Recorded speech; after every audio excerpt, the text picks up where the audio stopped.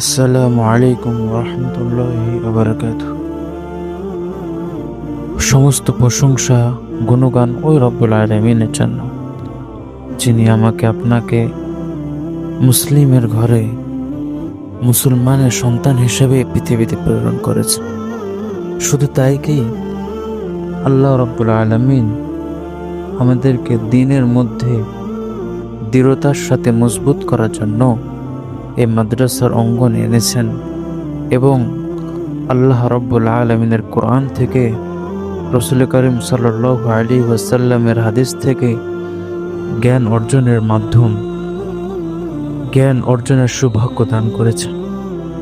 অতএব আমাদের সর্বদা আল্লাহ রব্বুল আলামিনের প্রশংসা করতে হবে।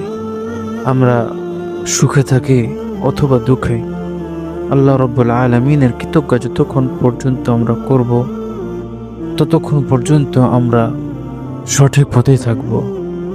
কারণ আল্লাহ রব্বুল আলামিন বলেছেন, লাইন শাকারতুম লাযিদান্নাকুম ওয়া লাইন কাফারতুম ইন্না আযাবি লাশাদীদ।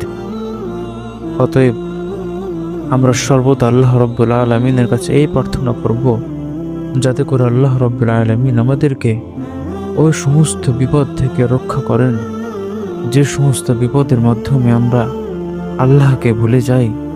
কারণ এর থেকে বড় বিপদ আর কিছু হতে পারে না।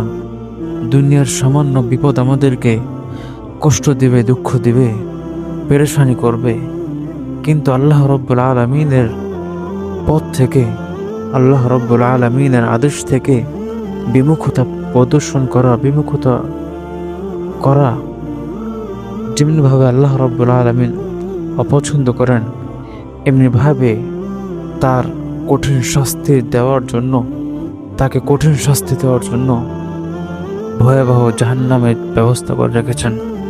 তাই আমরা সর্বদা আল্লাহ রব্বুল আলামিনের শুকরিয়া আদায় করব এবং তার কৃতজ্ঞতা আদায় করব।